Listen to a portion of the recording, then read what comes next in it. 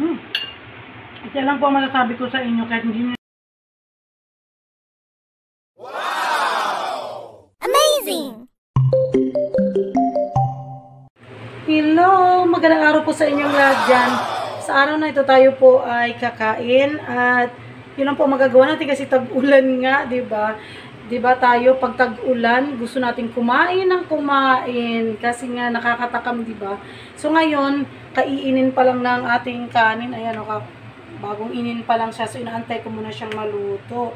So ngayon, tayo ay kakain at napaka simpleng ulam natin na ang ulam natin na to ay maraming taong ayaw kainin kasi maartis sila. Ako naman ay sobrang saya kasi nga ang ulam na ito ay nung maliit pa kami, marami kaming kumakain yan. So pinag-aagawan talaga namin yan. 7 kaming kumakain sa isang ano pa naman ulam na yan. Ay ngayon naman ang masaya kasi kaya mananamnam ko na talaga siyang mag-isa. At palagi akong bumibili nito tuwing ako'y nag-grocery talaga. Hindi ako napapawala niyan kasi yun nga, paborito nga ng ating ano yan, ng ating bansa. Na kung saan yan ang ating ano talaga, survival na ulam talaga. Madali ang pag-ulam. O, diba? Ganda ko dito sa bibi na to. Antayin ko na matinin itong kanin at maluto. At tayo ay kakain na. Samahan nyo ako sa aking pagkain. Mukhang luto na yung ating kanin. Oh. Ayan. Oh, Amazing! oh, umuusok-usok pa yan. Luto na yung ating kanin. Tanggalin natin sa pagkasaksak yan. O, yan. So mag-aano tayo, kukuha na tayo ng kanin. Tapos ang ating ulam ay ito lang. Napakasimple yan ang sinasabi ko nga sa inyo, di ba? Not sponsor po yan, pero ito po ay napakasarap talagang ulam na maraming nag-iinarte dito na ayaw nilang kumain yan. Pero ito ang masarap ngayon, tag-ulan, mainit na kanin, isang bagong bukas nito. Tara, tupuyan siya, oh. Not sponsor po ito ha, pero ayaw na nilang lumabas. Ayan, ang dami niyan laman pati, o diba? Yan, ganyan po kasarap ang ating ulam. Sino hindi matatakam yan? Aber nga. Yan, tapos isang mainit na kanin, napakasarap niyan. Ating kanin na nag-i-steam.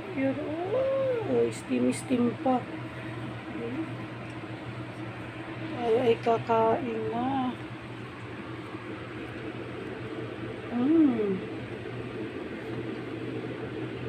Amazing! Yan ang pinakamasarap na part. Yung mainit pa yung kanin, tapos bagong bukas yung lata ng sardinas. Yan ang partner talaga. Perfect talaga yan. Ano? Wow! O, diba? Tara, kain na tayo. Ayan o, fresh from the can. Ang sarap niyaan. O, diba? Ano, natatakam na ba kayo dyan? Ganito lang kasimple yan. O, ayan, hindi na ako nagpunta sa lamisa kasi kailangan talaga nakafocus. Ano, kaganda at kasarap nito. Ayan. Kasi noon, pahid-pahid lang yung sauce na yan. Sa 7 kaming kumakain sa isang lata ng isda, nitong ano, itong sardinas na to. Pahid-pahid lang po yan sa kanin.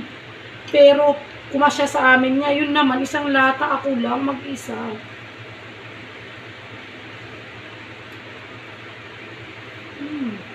Yung sauce pa lang sarap na. Promise. Masarap talaga siya kapag mainit yung kanin.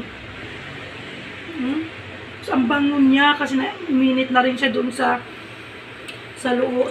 init ng kanin, minute na rin yung ulam. Grabe, sarap talaga niya. Tayo ng sauce. Kasi ang sarap talaga ng sauce niya, promise. Masarap na pinaganda kasi talaga ang mga sardinas niya yung lalo. Siyempre, diba? Ang iba lang kasi nag-inarti lang talaga.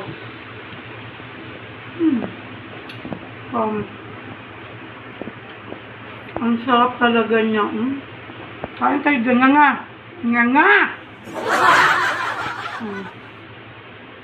Ang sarap niya. Ang sardinas. Sarap niya, sarap, sarap. Nga nga, nga nga. Huwag ka mag-inarte dyan, kumain ka. Ang bangon. Ang sarap sa mainit na kanin.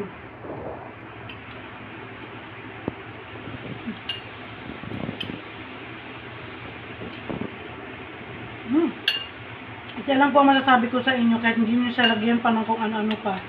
Kaya huwag na mag-inarte kayo dyan. Itong ating pambansang ulam na madalian, survival nating ulam yan. Maraming salamat sa inyong pagpanood. Thank you for watching. See you on my next video. Please like, share, and subscribe. Kain.